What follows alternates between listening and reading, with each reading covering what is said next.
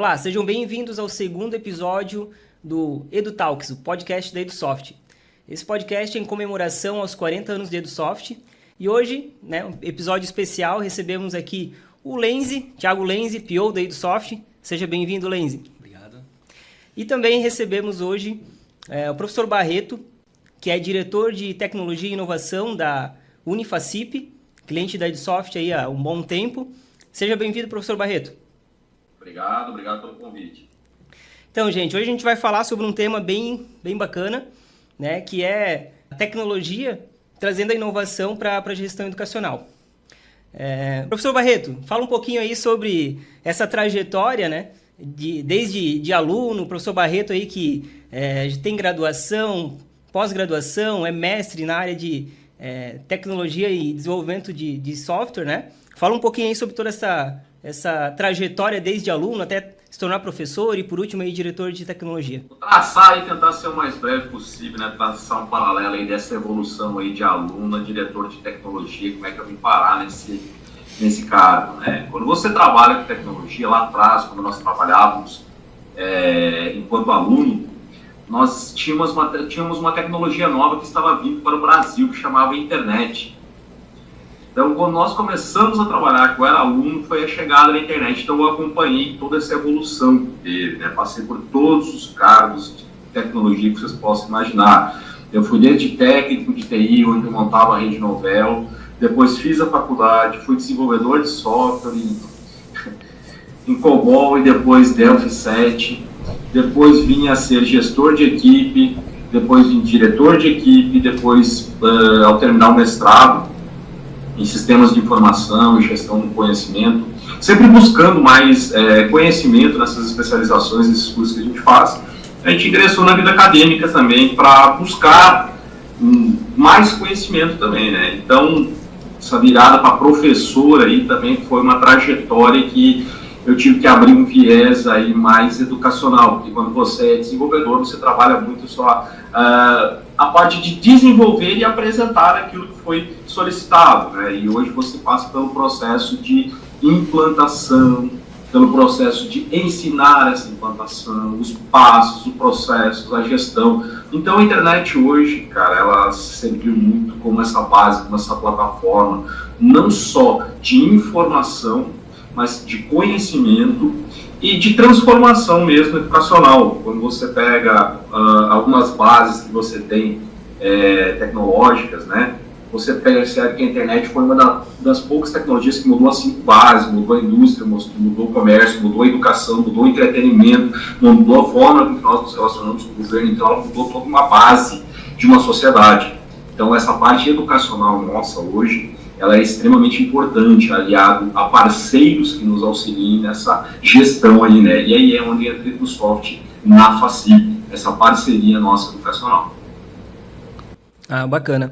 E como que você se recorda, no início aí dessa jornada, como é que era a comunicação, do aluno, do professor com a instituição de ensino? Principalmente antes da internet, que foi um grande marco aí na nossa área de TI, Tivemos, claro, marcos importantes na história da civilização, o fogo, a própria revolução industrial, mas mais especificamente na nossa área, eu acho que a internet realmente transformou o cotidiano das pessoas de uma maneira permanente e definitiva,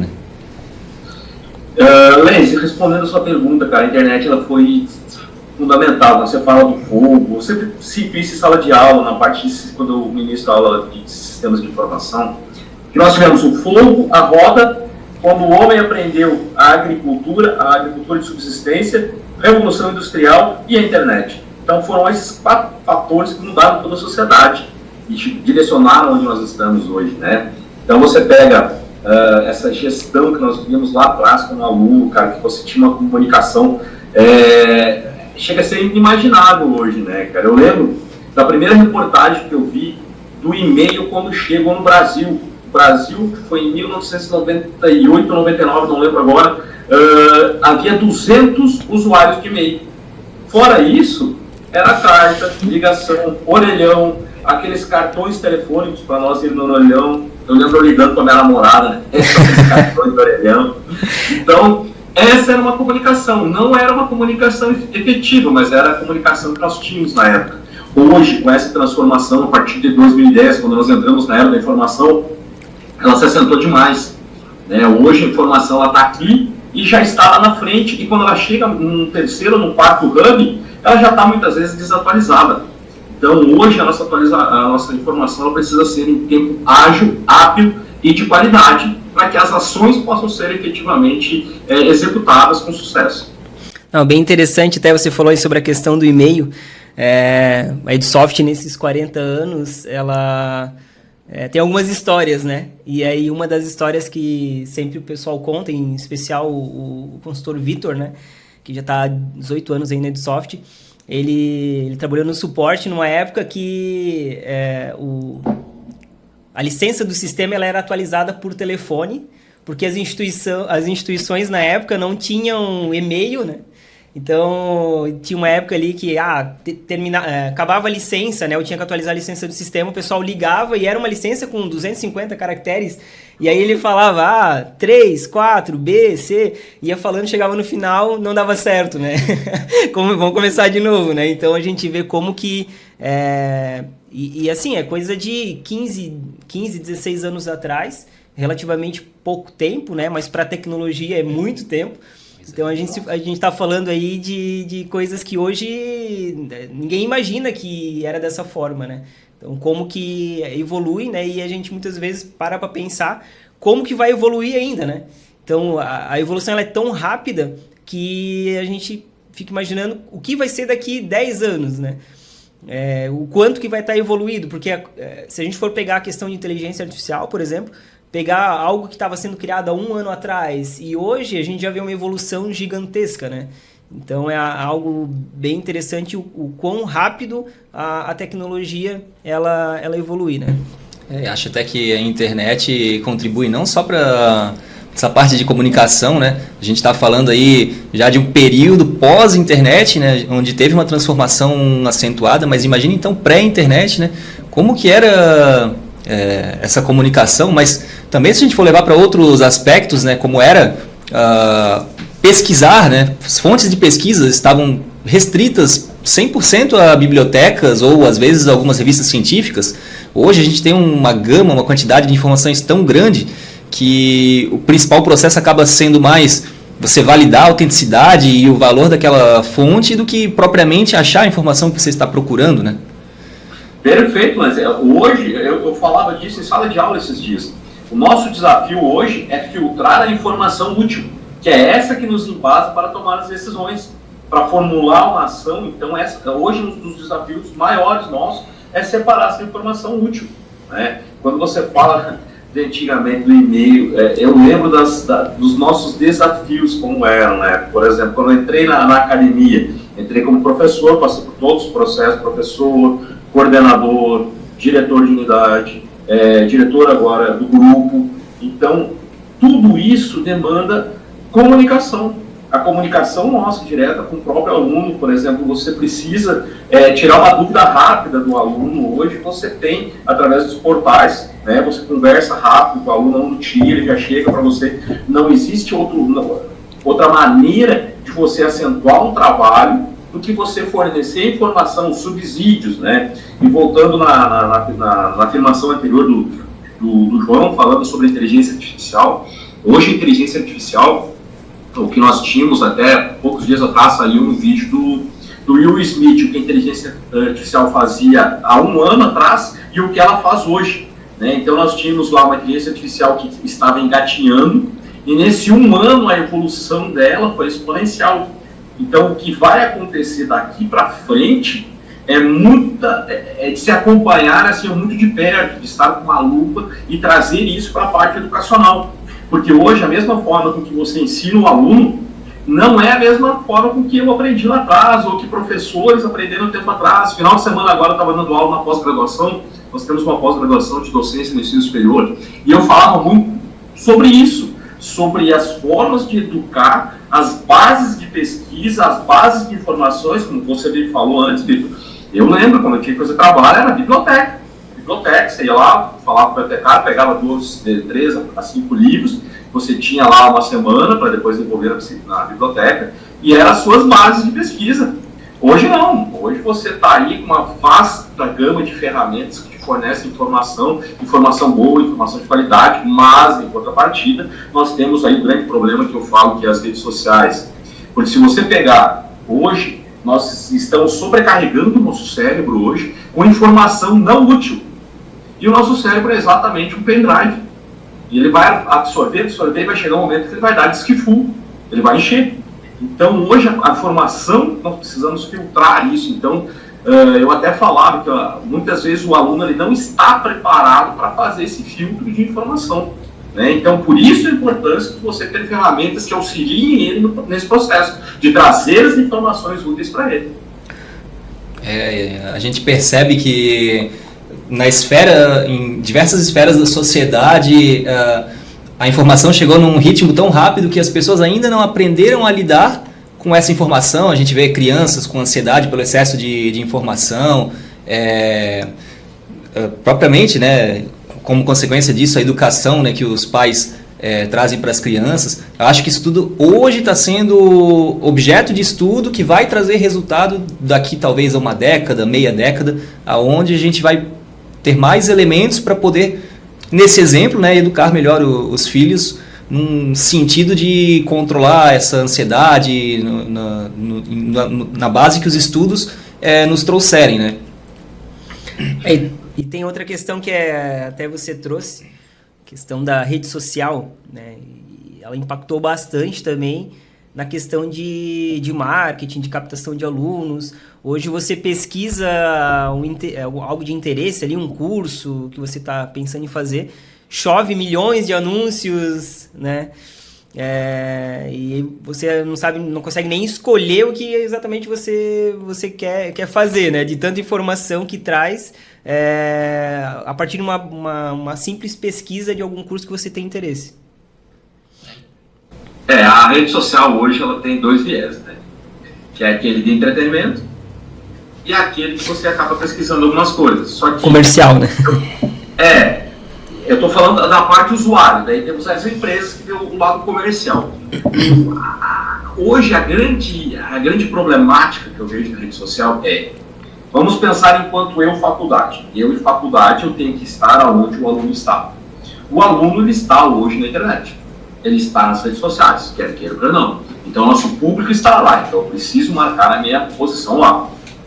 Agora, como mecanismo de pesquisa para os alunos, qual que é o impacto disso? Tem um professor, o nome dele é Cristiano Nabuco, que ele escreve muitos artigos sobre o impacto dessas tecnologias no comportamento humano. E são artigos que vale muito a pena ler. Eu recomendo para todos que trabalham nessa área. O que é que eu busco lá? Por que eu estou lá? Qual que é a fundamentação de eu estar lá? Eu, enquanto empresa, preciso porque o meu público está lá.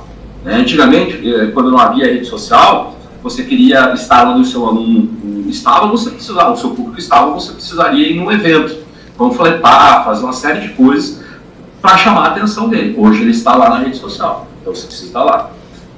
Enquanto o aluno, isso eu falo para os meus alunos de sala de aula, enquanto o aluno está lá em forma de entretenimento, ok, é o tempo dele. A partir do momento que ele usa como fonte de pesquisa, aí nós temos um problema. Porque há informações boas nas redes sociais? Há informações boas, mas existe muita informação ruim. E o legal das redes sociais é que num desses artigos que eu estou lendo desse professor que eu citei, o tempo dentro de uma rede social ele não é cronológico. Como assim barriga não é cronológico? Por exemplo, você entrou lá, digamos, você foi tomar um café ali fora, foi tomar um café, sentou ali fora no sofá, ali, tranquilo, você abriu sua rede social, na sua cabeça, na sua percepção, passou-se 10 minutos, mas na verdade passou 30, às vezes 40 minutos. Então hoje, o tempo que você permanece na rede social, se você pegar hoje, lá, o seu iPhone, pegar o seu telefone, seja o Android ou o iPhone, não tem problema, e olhar lá o tempo que você passou no Instagram, que você passou no TikTok, lá você vai se assustar com esse tempo. Porque muitas vezes você vê lá 6, 7 horas que você passou lá, mas que você não lembra de ter passado. Por quê? Porque na sua cabeça você deve ter ficado no máximo 1 hora.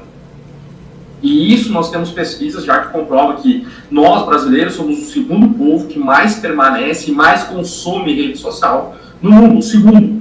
Né? Nós passamos em média, agora não estou lembrando se era 12 ou 14 horas semanais. Isso já é quase um dia da sua semana passou em rede social. Exatamente, é bastante tempo, né? E até pegando o gancho dessa questão da rede social, hoje é um grande desafio para as instituições de ensino, a captação de alunos. E a gente vê hoje a FACIP captando muito aluno, crescendo. Até esses tempos eu estava conversando com o Lenz e com o Charles, que é o nosso diretor, como que a FACIP vem crescendo, né? Como que vem cada vez aí tendo mais alunos, tendo novas unidades, né? Crescendo fisicamente também, né? Como que a FACIP está conseguindo superar esse desafio de crescimento? Conta para nós aí qual que é a receita, né? O segredo do negócio. Trabalho. Muito trabalho, pesquisa, envolvimento. Que nem eu sempre falo, uma questão de gestão, quando você está gestor, muitas vezes você não é gestor, mas você está gestor. E nem quando você é alçado, por exemplo, para coordenador, você não é coordenador. Quando você é alçado para professor, você não sabe ser professor. Eu sempre brinco que esses cargos, eles aparecem na sua vida e você tem que estar moldando. É a mesma coisa a instituição. Ela teve que ir se adaptando, se moldando às novas realidades. Por exemplo, hoje nós temos um departamento de marketing também forte que atua diretamente nas redes sociais. Só que quando você tem um departamento, ele não trabalha sozinho, ele precisa de aliados. Então, quem é a melhor pessoa para falar do curso, por exemplo, de odontologia? É o coordenador. Então você tem que trazer o coordenador para o seu lado. Você tem que trazer o coordenador de análise de sistemas, o coordenador de estética, de enfermagem, enfim, de todos os cursos. A direção precisa alinhar, comercial precisa estar alinhado e o setor de marketing. Então, quando você junta isso e você traz essas pessoas para brainstorms, saem ideias boas. E essas ideias são implementadas justamente nessa ideia de afunilar o nosso cliente, de trazer o cliente para nós, que é o aluno, né? E isso tem funcionado. Então, você não consegue fazer uma gestão se você não tiver todas as pontas dessa estrutura alinhadas no mesmo discurso. E uma direção que esteja ali sempre motivando você e te dando novas metas, né? E o nosso diretor-presidente, o professor Davis, ele tem uma habilidade muito boa de transformar metas em algo que você acaba pegando para você e você vai atrás. Então nós temos esses viés, essa estrutura muito bem definida para nós. E independente de quem esteja no cargo de gestão, o processo é esse. Você trazer os aliados que sabem sobre determinado curso, trazer para o seu lado, mostrar aquilo ali dentro de um contexto mercadológico, que hoje o perfil de aluno mudou. Hoje o aluno ele entra para dentro da faculdade, ele entra para dentro da universidade, no intuito não só de aprender, mas já muitas vezes com planos para o mercado.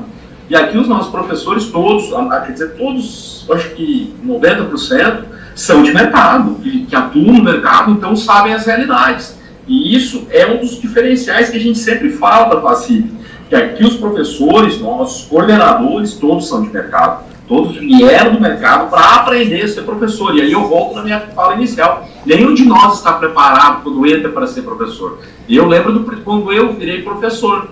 Isso há 20 anos atrás, quando eu virei professor, eu não sabia ser professor. Mesma coisa coordenadora, não sabia ser coordenador. Gestor de setor também não sabia ser, fui aprender.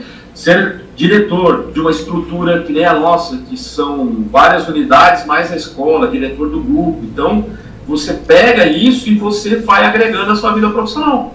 E transmite muitas vezes isso em sala de aula, que é o que os nossos alunos gostam. Esse é um dos nossos diferenciais. E com certeza, né, um currículo moderno que tem a visão e a ótica do mercado, né, vão muito de encontro com o que pelo menos a educação brasileira demanda, né, que é uma mão de obra mais técnica e qualificada, né, não que não seja também direcionada de certa forma para pesquisa, mas a gente percebe que no mercado brasileiro esse foco na mão de obra técnica que tem relação direta com o mercado, né, é bastante importante. E quando a gente pensa, né, nesse crescimento exponencial, principalmente o setor de marketing, você ter isso muito claro, né, apresentar esse plano pedagógico, esse plano de ensino para o aluno no timing correto, né, os processos do marketing precisam ser sempre rápidos para você ter uma alta aderência e captação dos alunos, né, e tendo esses pares, né, em volta da gestão que vão trazer esse conhecimento e você sabendo aplicar isso numa ferramenta que dá esse alcance até o aluno, é onde a gente consegue, de fato, obter esse êxito, né, de crescimento, de aumento do número de alunos, né. Com certeza a gente percebe que o mercado, né, principalmente nesse sentido de captação, ele se transformou de uma maneira bastante significativa nos últimos anos. A gente quase não tem mais aqueles processos de seleção com uma quantidade reduzida de vagas e um alto número de alunos. Então, hoje, para você atingir e conquistar o aluno, essa estratégia ela vai muito mais no sentido de timing, no sentido de o aluno entender que aquilo que está sendo ofertado aqui é o que ele precisa e o que ele quer. Então, é uma transformação, uma dinâmica de mercado, né? Assim como a gente teve a parte da comunicação, as fontes de pesquisa, esse contexto de captação de alunos também teve uma grande transformação nesses últimos anos, né? E o desafio para a instituição ele é muito grande porque, assim como a gente falou que hoje a informação está de fácil acesso, isso vai estar de fácil acesso e até, né, na pesquisa de um melhor curso. Então, a montagem de um currículo, né, por parte da instituição, um currículo que realmente aí, deixa o aluno interessado, né, faz com que a captação de alunos seja mais eficiente, né? Entra também o papel da avaliação institucional, né, para a gente ter esse feedback do aluno. Então tem várias ferramentas aí que a gestão da instituição de ensino precisa se cercar, né, para poder fazer o estudo e fazer sempre, né, a oferta daquilo que o mercado pede, daquilo que é tendência, não talvez só no momento, mas também pensando no futuro, né, nos próximos anos, né?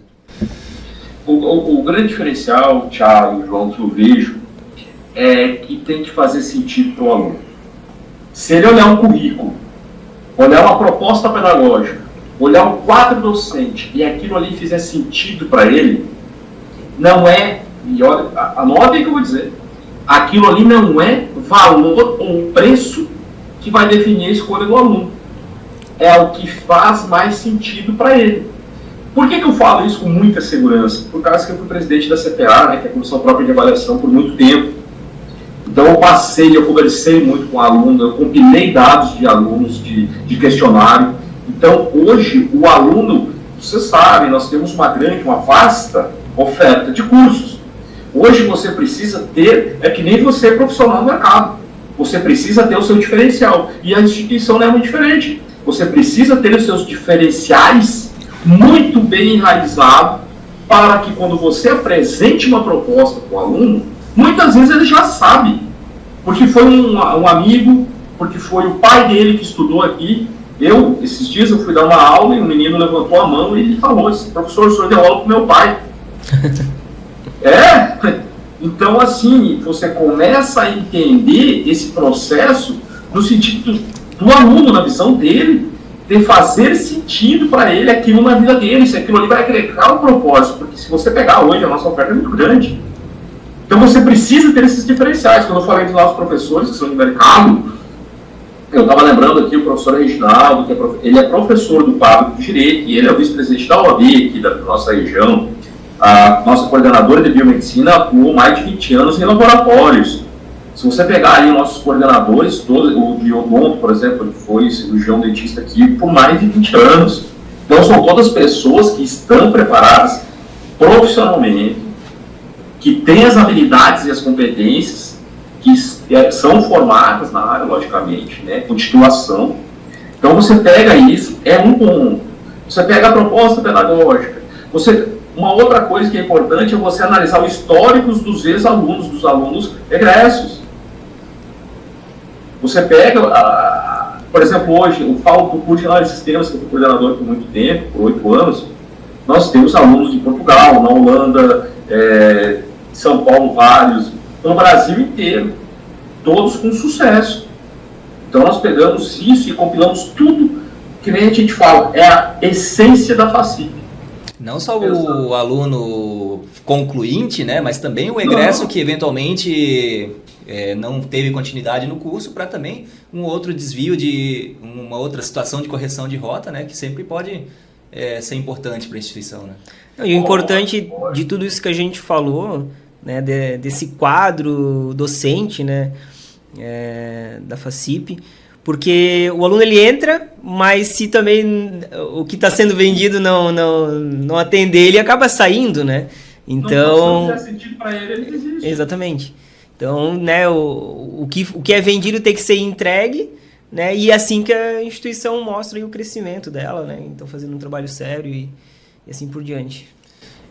No sentido daquele momento que tivemos há alguns poucos anos, ocasionado pela pandemia, algumas semanas sem aula, meses em alguns casos, né?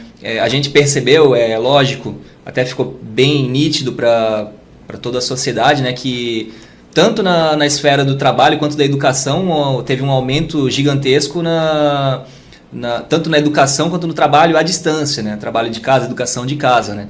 E para a FACIP, como que foi esse momento? Foi um momento de dificuldade, de ajustes, de encarar o desafio? Eu vou contar uma história para vocês, cara. E foi... Eu até conversei, eu falei para vocês que eu estava dando aula de pós em docência esse final de semana, né? Quando chegou a pandemia, me lembro muito bem do dia. Foi no dia que chegou para nós, que bateu aqui na nossa porta, foi no dia 19 de março de 2020, quando bateu aqui a nossa porta, né? Aí vieram os decretos para nós pararmos, enfim, todos aqueles decretos que vieram. Aí, como diretor, na época, fui chamado para buscar, por causa que nós tínhamos um mentor. O mentor, ele é uma ferramenta de gestão, ele não era um AVA, né? Não era um ambiente virtual de aprendizado. E nós precisávamos integrar um ambiente virtual de aprendizado e o mentor. E aí eu busquei algumas alternativas, né? E apresentei na diretoria lá. Eu me lembro que tinha um que era muito bacana, que tinha gostado, custava chegando 350 mil. Só que o grande problema que nós tivemos foi um negócio chamado prazo. Porque no momento que nós precisávamos, outras instituições também precisavam. Então, o prazo que deram de implantação, os que trabalham em tecnologia, era 7 meses. 7 meses nós tínhamos perdido o semestre, nós tínhamos perdido os alunos, nós tínhamos quebrado. Aí, eu lembro que o nosso diretor-presidente falou assim, nós temos que achar outra alternativa, porque não há como nós aguardarmos todo esse período. Não tem. Aí, fizemos uma outra reunião no outro dia. Barreto, você vai ter que desenvolver. Aí eu disse, beleza, precisa de 2 meses. Eu escutei a retórica de, você tem 20 dias para fazer. Eu só responder meu chefe que disse que eu preciso responder, que ele está me chamando aqui. Sabe que eu estou no Macau. E aí, eu falei, 20 dias eu não consigo. Aí eu fui atrás de uma plataforma tipo o Moodle, né? Aí peguei o Moodle, implementei conforme as nossas necessidades aqui. Mas em 20 dias você sabe que a gente não faz milagre, né? E aí nós implantamos do jeito que deu. Nem com muito café, né? Nem com Mas, para vocês terem uma ideia, durante a pandemia, eu morei aqui na minha sala. Não preciso virar a câmera aqui para vocês, mas tem TV, tem frigobar, tem cafeteira, tem sala de estar, enfim, tem tudo aqui na minha sala. A gente estava quase morando aqui. Eu só ia em casa para dormir mesmo, mas nós íamos trabalhar de bermuda e camiseta aqui no setor. E foram 22 dias, deu 22 dias, não chegou a dar 20, deu 22 dias. E aí nós começamos a implantação, e daí você sabe, integração e implantação de algo que não está pronto. Resumindo para vocês, nós tivemos que implementar uma ferramenta própria em 20 dias, 22 dias, integrada numa ferramenta já consolidada, que era o Mentor. E foi o pior ano da minha vida. para 2020, né? Aí alguns dos meninos que trabalhavam comigo acabaram saindo, enfim, todos os problemas que nós poderíamos ter enfrentado, nós enfrentamos. Então, foi um desafio durante a pandemia nós fazermos essa gestão. E aí, por que eu citei a pós-graduação que eu estava dando no final de semana? Porque um dos depoimentos que eu tive na pós foi: professor, nós dois aqui, 2 alunos falando, né, que nós não abandonamos a faculdade porque foi implantado esse sistema. E aí foi uma das coisas que eu fiquei impactado, porque realmente, naquele momento, naquela decisão estratégica de criar o próprio AVO, foi a decisão mais acertada, né? Porque senão nós poderíamos, em vez de estarmos nessa curva de ascensão, nós poderíamos estar muito em decréscimo. Aquela história do ponto de inflexão, né? Teve que tomar uma decisão ali para virar a chave, né? E aí ter uma retomada aí do crescimento.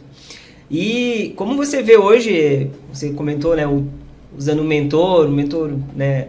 O Mentor hoje é um software que ele é muito aberto à integração, à customização, você ganha bastante autonomia, né? A instituição ela ganha bastante autonomia para fazer isso, a gente tem ferramentas ali de geração de relatórios, de telas, geração de APIs, né, os serviços ali e tudo mais. Serviços. Hoje, por exemplo, nós usamos o Mentor, né, integrado com o nosso APA, né, que é o SAP, que é o Sistema de Aprendizagem Facility, e o sistema da biblioteca, que é o Bergamo, né. Então, essas duas integrações, o Mentor faz com que pareça o mesmo sistema. Então, é uma integração transparente, a gente consegue controlar, consegue visualizar as informações. Quando, porventura, acontece alguma inconsistência, o próprio sistema já te diz qual que é essa inconsistência, né? Então, para nós, hoje, o Mentor ele faz muito sentido nesses aspectos, nessa integração, nessa facilidade de acesso, nessa facilidade de integração e as APIs, né? Sim. Vocês também têm integração com o RP, né? Administrativo, financeiro, né? Tem, com o financeiro, que me fugiu o nome agora, não consigo lembrar o nome. É o RP da Senior. Senior, isso. Sim. Então isso dá bastante autonomia, né? E essa questão de ter o sistema aberto, a integração e tudo mais. E como você vê isso hoje na gestão de uma rede, né? Porque vocês têm tanto escolas quanto ensino superior, várias unidades. É um desafio bem grande ter tudo isso centralizado, utilizando a mesma plataforma. Como você vê a facilidade que o Mentor traz com relação a essa gestão? O Mentor hoje, como você bem falou, né, ele te dá essa liberdade, essa flexibilidade. Quando nós começamos com o Mentor, nós éramos 2 unidades, eu acho que era Sinop e Cuiabá, né? Aí nós fomos aumentando, Rondonópolis, Primavera, Sorriso, Brasília. E aí vieram as escolas, né, a São Petros, que aí fazem parte do grupo também. Então, dentro desse contexto, você ter tudo centralizado, por exemplo, você fazer uma transferência de aluno, e nós... O que esses dias eu ainda estava comentando numa reunião, a facilidade que nós vamos ter da implantação, porque a implantação nas escolas começou há pouco, qual que é a facilidade que nós vamos ter? Nós vamos ter o acompanhamento da vida acadêmica desse aluno desde que ele entrou lá na pré-escola, passando por todo o ensino médio, chegando na graduação, terminando a graduação. Então nós vamos ter a vida, literalmente a vida acadêmica dele enquanto estudante, né? Então, essa facilidade de você ter tudo centralizado, você ter essa gestão centralizada, você tem, por exemplo, o nosso financeiro lá, que usa uma outra plataforma, que é o Sênior também, com informações do Mentor, eles agregam a facilidade de relatório para você levar. Porque o nosso chefe é muito visual, ele quer ver os relatórios. Você tem que jogar eles na tela, mostrar, explicar. Quando você tem isso com ferramentas centralizadas, que você não precisa tirar vários relatórios para compilar um em Excel, isso te facilita muito, principalmente a questão de trabalho. Esses dias eu falava com o Fábio, que é o nosso contador, ele falou que toda essa questão de números, para ele, é muito fácil, graças a essas integrações, né? E é o próprio sistema Mentor, assim, que nesses anos que nós trabalhamos já, a gente percebeu também a evolução do próprio Mentor, né? Então, como ferramenta que nós tínhamos lá atrás para agora, é uma ferramenta bem diferente. Show.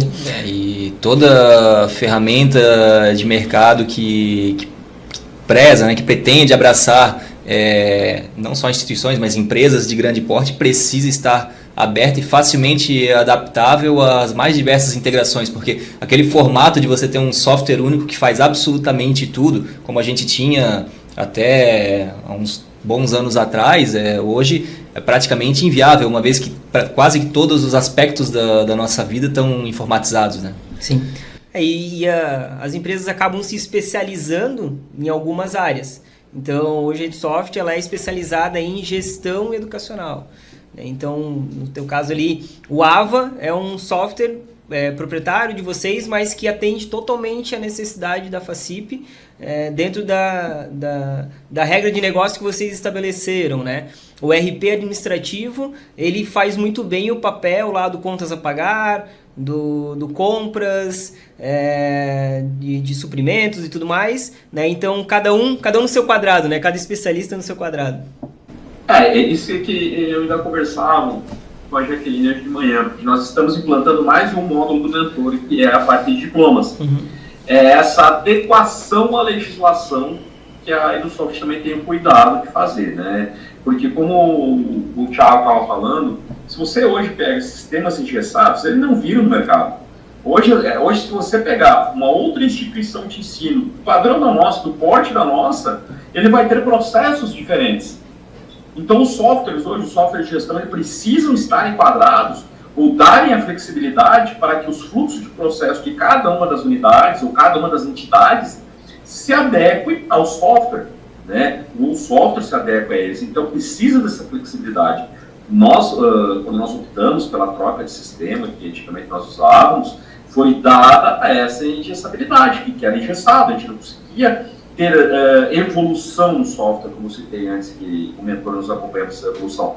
O software ele ficou engessado desde o dia da implantação até o último dia, quando nós fizemos a substituição, né? Então, hoje, você ter essa flexibilidade, entender que o mesmo cliente pode ter processos dentro que um outro cliente não vai ter, e vice-versa. Então, é isso que dá vida, sustentabilidade e vida útil no mercado para essas empresas, né? Como antes eu falei para vocês, antes de ser professor, eu trabalhei em software house e nós tínhamos sempre também essa política definida. Nós é que precisamos nos adequar aos processos do cliente. Então, lá no projeto do software, nós já deixávamos a flexibilidade como padrão nos módulos para isso. Deixar o mais parametrizável possível, né? O mais robusto possível. O mais parametrizado possível. Por exemplo, agora nós tivemos o treinamento do diploma digital com o Ivan, tudo parametrizado, né? Tanto que a pergunta inicial do Ivan é como é que vocês querem fazer. Então, quando o consultor te faz essa pergunta, ele já abre um leque e já deixa a pessoa e os diretores e gestores mais tranquilos. Porque ele não está dizendo, funciona assim. Ele está perguntando como que é os nossos processos. Então, é isso que dá hoje uma vida útil, grande no mercado, às empresas e aos softwares. Show. Você trouxe uma fala muito bacana da questão da vida do acadêmico, né? Desde lá do pré-escola até o ensino superior. E quando a gente casa isso com um BI, com um portal gerencial, e uma inteligência artificial também, né? Então, pensando aí, o aluno está saindo do ensino médio, ele não sabe o que ele vai estudar, mas aí, cruzando informações com inteligência artificial de alunos que já passaram pela instituição, a gente consegue ver o aluno se adequando, né, de acordo até com as notas que ele teve ali durante as disciplinas do ensino médio, do ensino fundamental, qual o melhor rumo, né, o melhor profissão que... profissional para ele. Exatamente. Fazer uma consultoria profissional, vamos dizer assim, né? Tipo isso. E assim, eu vou dar uma dica, outras instituições verem isso aqui, eu vou dar uma dica de como usar o mentor, tá? Na pós-graduação, se tiver pós-graduação. O que nós fizemos? Por exemplo, se você pegar um currículo de estética e biomedicina, eles são parecidos, tá? Aí todos os alunos que formaram, nós tiramos uma relação aqui, os formandos em biomedicina ou em estética, e oferecemos para ele, já, claro que nós fizemos uma análise de currículo, com mais 1 ano e meio, ele conseguiria ter 2 graduações. E aí nós oferecemos. Ele teria biomedicina e estética. Então você consegue, se você tem um software que te permite fazer essas comparações, essas análises, você consegue, e aí, Thiago, respondendo você, um dos nossos sucessos é isso, é estar sempre correndo atrás da melhor forma de chegar com a informação útil para o aluno que formou lá. Por causa que muitas vezes para ele, fiz estética, mas será, uma segunda graduação ia ser. E nós temos tido um bom retorno em relação a isso. Os números de biomedicina cresceram muito, e se você olhar e cruzar as informações no sistema, são ex-alunos que fizeram estética. E vice-versa. Bacana. Pensando agora em evolução, nós temos aí, nós estamos trabalhando num novo produto, que é o Lenz, ele pode falar bastante, que é o pai da criança, vamos dizer assim, o cara que fez aí a análise, que são rotinas de agenda e comunicação, que são muito úteis aí. É útil na educação superior, mas é muito útil na educação básica, né? Lenz, quer falar um pouquinho aí sobre o produto, e depois o Barreto complementa aí, né? Tendo aí as escolas também e vendo como se encaixa isso aí na rede, né? Perfeitamente. Então, a gente tem o aplicativo da EduSoft que faz acesso aos recursos no ambiente do portal, seja do aluno ou do responsável, e ele tem uma gama de recursos, e a gente está trabalhando numa evolução bastante significativa dentro desse aplicativo, principalmente num contexto de trazer maior nível de comunicação e informação do relato, da vida do acadêmico para esse responsável do aluno, mas não deixando de lado, de certa forma, também o ensino superior, porque determinados recursos dentro desse projeto também se aplicam para o ensino superior, como, por exemplo, a comunicação direta por chat entre o aluno ou o responsável do aluno com o professor e o coordenador. Mais à frente, essa comunicação também com setores. A gente também deve liberar em pouco tempo o feed de notícias com mural de fotos. Então, é um mecanismo institucional que a instituição de ensino consegue ter uma comunicação aproximar ativa o aluno da instituição de ensino, né? Isso, sempre todos esses recursos que estarão sendo liberados, também com essa devolutiva do aluno, onde ele vai poder curtir, reagir, comentar. Então isso devolve para a instituição de ensino também um termômetro para a instituição poder avaliar a satisfação do aluno com a instituição, Isso. né? Então, se ele está interagindo é porque ele está engajado, né, no curso. Mas também estamos pensando em alguns recursos um pouco mais fora da caixa, no sentido de monitoramento, de utilizar a localização do dispositivo do pai para entender quando ele está chegando na instituição para buscar o filho, controlando por saída, por portaria, recursos para criação de eventos com geração de custo, QR Code para geração de ticket de acesso à instituição, com controle de horários, agenda para fazer reunião com coordenadores. Então, hoje é o nosso principal projeto no momento, né? Uma série de ferramentas que estarão sendo agregadas dentro do aplicativo, né? Para fomentar toda essa parte de comunicação, mas também a parte de registro da vida do aluno. A gente vai ter propriamente a agenda eletrônica, as rotinas diárias da criança. Então, quando a criança faz alimentação, sono, atividades, o professor vai poder registrar com linha do tempo. É o projeto que estamos hoje trazendo aí para que a instituição consiga, né, estar preparada para os desafios que o mundo moderno pede, né, que é essa comunicação mais aproximada, mais rápida, mais dinâmica e mais rica no sentido de informação, né? Entendi. Cara, pensando em tudo isso aí que você falou, nessa comunicação, ele seria tipo uma rede social dentro agregada à nossa ferramenta educacional para o mentor. Seria mais ou menos isso? Certamente, né? A gente com certeza observou o mercado, né? E o mercado ele está intrinsecamente relacionado com as redes sociais, claro que direcionando para aspectos da instituição de ensino, né? Então, podendo criar canais de comunicação para esportes ou para atividades extras, para grupos de estudos, onde a notícia que você publica pode ser para um público específico ou pode ser institucional, né? Mas sempre com esse mecanismo que a gente observa na rede social, que é possibilidade de curtir, de comentar, né? Para também ter esse feedback e essa comunicação em duplo sentido.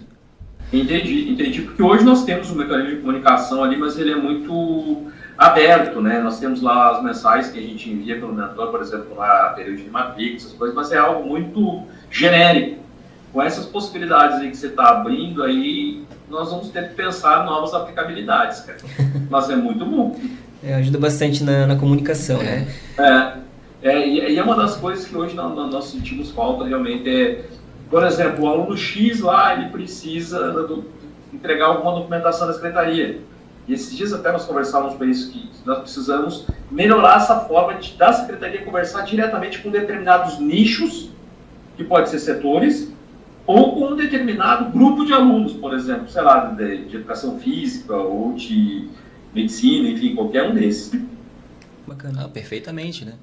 Comunicação ali de chats com setores, certamente para o ensino superior em especial, né?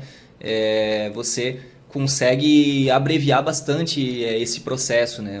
O aluno não precisa necessariamente ligar para a instituição, mandar e-mail, né? Tem a comunicação direta por chat, né? Que é muito mais rápida e efetiva. E falando agora em inovação, como que vocês veem as inovações para os próximos anos, né? O caminho que o mercado vai tomar aí para os próximos anos? Quais serão os próximos desafios que a gente prevê aí para os 5, 10 anos aí, os próximos 5, 10 anos? O desafio, que nem eu sempre falo, é você acompanhar a tecnologia.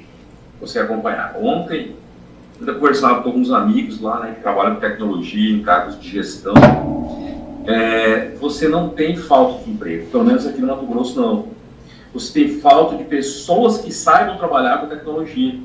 Para vocês terem uma ideia, aqui em Sorriso, que é uma cidade do lado, é muito forte o agro, bem como Sinop. Para vocês terem uma ideia, lá tinha um amigo meu que estava oferecendo trabalho de tratorista. Você sabe o que é tratorista? Ele dirige trator. Para pagar R$8.000. Caramba. Eu até brinquei com ele, rapaz, eu sei dirigir trator. Daí ele, não, mas você tem que saber programar o GPS, tem que saber trabalhar com máquinas autônomas, você tem que saber trabalhar com kits de eletrônica, que ele me mandou foto lá. Então, assim, ó, não é qualquer tratorista, é qualificação. Então, hoje eu percebo que inteligência artificial, Big Data, internet das coisas, todas essas tecnologias que estão vindo com muita força, elas precisam de pessoas especializadas para ela. E esses dias, muito importante, um amigo meu trabalha com advogado e ele usa inteligência artificial para corrigir petição e para estar atualizado com as informações, por exemplo, da Justiça do Trabalho. Hoje nós temos aí o Gemini, temos o ChatGPT, temos o Copilot, que são inteligências artificiais que basicamente fazem a mesma coisa. Só que usar ela como? As pessoas não sabem, muitas vezes, que se você criar uma persona para ela, te facilita a vida. Se você disser o que ela tem que fazer, aonde que ela tem que buscar, o que ela tem que buscar, quanto mais específico você for, melhor é ela.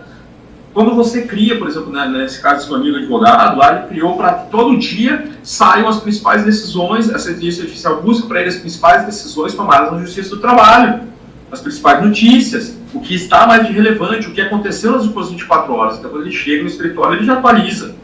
E aí ele me falou uma coisa que aquilo ficou batendo na minha cabeça, assim, Barreto, hoje não é a briga de advogado com advogado. É advogado que sabe usar a tecnologia a seu favor e o advogado que não sabe utilizar. É aquela questão do conhecimento. Antigamente o tratorista aí. Hoje, imagine ganhar 8 mil como tratorista. Só que você tem que saber. Então, essas tecnologias novas, os desafios hoje é acompanhar essas tecnologias. Usar a ferramenta, né? E que nem eu falo para alguns empresários, que esses dias nós vamos fazer uma fala aí, que nós participamos do Comitê Municipal de Tecnologia e Inovação aqui de Sinop, e eu falava isso para os empresários. Não é você saber tudo de tecnologia, não. É você ver uma tecnologia em evolução e ver como é que aquela tecnologia pode agregar ao seu negócio. Queria professor, como é que essas tecnologias podem agregar para nós? Como é que isso pode agregar ou melhorar o meu dia a dia? Como é que eu posso usar essa tecnologia a meu benefício? Então, o desafio é estar atento ao movimento das tecnologias e extrair o que ela pode te oferecer de melhor dentro da sua área de atuação. Isso, para nós aqui, enquanto universidade, BI, inteligência artificial, tudo isso para nós, redes sociais, traz para nós nichos que nós podemos estar buscando futuros alunos. Então isso tudo depende de como é que nós vamos usar, qual é que vai ser a aplicabilidade disso. Concordo. Então o desafio, respondendo objetivamente, o desafio é acompanhar essas tecnologias e extrair o que é de melhor para a minha função, para a minha empresa ou para o meu dia a dia. A gente tem um pensamento bastante parecido, onde a inteligência de negócio é que vai ditar como você vai utilizar a ferramenta. Porque a ferramenta em si, ela é um meio, ela não é o fim. Se você utilizar a ferramenta por modismo, você vai estar utilizando uma sopa de letrinhas que não vai te entregar resultado, né? Agora, se você tem muito claro o que você quer e você entende os potenciais da ferramenta e como extrair o resultado, aí sim isso vai somar ao teu negócio. É uma junção de conhecimentos, né? Então, a gente tem, por exemplo, ChatGPT. Muitos falam, o ChatGPT vai acabar com algumas profissões. Não, na verdade, vai potencializar, né? Então, eu vou pegar o ChatGPT, que vai trazer informação de uma forma mais rápida para mim, mas eu vou colocar isso a meu favor na minha regra de negócio, onde eu quero atuar, para que aquilo ali potencialize o meu resultado, né? Então, é dessa forma que a tecnologia, eu acho que vai se comportar aí. Por exemplo, o pessoal fala que o ChatGPT vai acabar com o programador. Não vai, não. Nunca. Vai auxiliar o programador. Por exemplo, esses dias eu chamei até os meninos aqui tava com um problema tava fazendo uma aplicaçãozinha besta aqui em Python e tava com problema e joguei o código lá, ele trouxe uma resposta absurda que desconfigurava tudo. E aí eu fui, pesquisei, olhei como é que fazia e mandei para ele, assim, ele disse, acho que dava assim. Daí ele foi irônico comigo, ele disse, exatamente como eu falei. Isso aí. Tem senso de humor ainda o ChatGPT. Cara.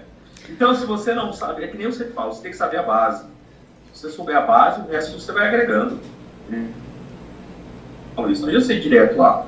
Não entra nessa vibe de no-code aí que não vai rolar, não. Show. E aí, se cercar de pessoas que entendem do negócio, né? Como você mencionou lá atrás, né? Na parte do marketing. Se você quer atingir o público de odonto, né? Se cerque dos professores que principalmente que são de mercado, que têm esse conhecimento, esse viés, aí você vai conseguir alcançar de uma maneira efetiva. E se for prudente e interessante, ali uma tecnologia de inteligência artificial, um BI, um BA, um Big Data, né? Enfim, para você conseguir compilar os dados e alcançar os objetivos. Exatamente. Por exemplo, o professor de mercado, ele sabe o que está em voga, ele sabe o que trai o aluno. Você, enquanto gestor, você pensa em trazer aluno, captar aluno, mas só que o aluno de direito vai ter que escutar uma coisa diferente do que o aluno de odonto vai falar, vai querer. Vai ser diferente do aluno lá de educação física, vai ser diferente do aluno de engenharia civil, vai ser diferente do aluno de ADS. E quem é que são as melhores pessoas para trazer isso, para saber o que eles querem, senão as pessoas que estão no mercado e as pessoas que são da área, né? Então, o coordenador e o professor são os melhores aliados que o marketing e a gestão têm. A direção, então, eles falam. Show. Claro. Ótimo. Bom, já estamos quase uma hora aí conversando. Nosso tempo está acabando. Eu sou professor, se você quiser conversar aqui. Não, tranquilo. Pessoal, agradeço a presença do Thiago Lenzi, em especial também o professor Barreto, por esse papo. Foi muito, muito bacana. E quem está assistindo, né, curte, compartilha, aproveita aí para acompanhar os próximos episódios. A gente vai ter aí um episódio por mês do EduTalks. Acompanhe aí nas redes sociais, né, quando tiver os próximos aí, e assista, que a gente fica muito feliz aí com esse acompanhamento aí dessa comemoração de 40 anos do EduSoft. E até a próxima.